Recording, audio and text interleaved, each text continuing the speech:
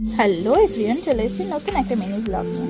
সকাল সকাল ঘুম থেকে উঠে জানলার দিকে তাকিয়ে ভাবছিলাম যে বৃষ্টিটা কমবে কখন।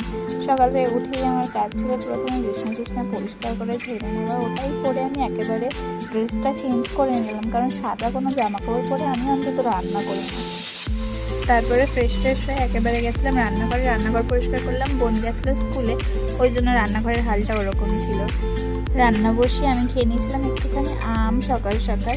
তারপরে উচ্ছে আলু ভেজে একেবারে বসিয়ে দিয়েছিলাম মাছ ভাজা। ইলিশ মাছ আর কাতলা মাছ দুটোই ছিল, ঝাল করেছিলাম। আমার সেদিনকার পড়ছিল বিভৎস বৃষ্টি সারাদিন। তারপর করেছিলাম মাংস, করার পর একেবারে রান্নাঘরটা পুরো ক্লিন করে মা আর আমি খেতে বসে গেছিলাম। মা আমাকে বেঁধে দিয়েছিল।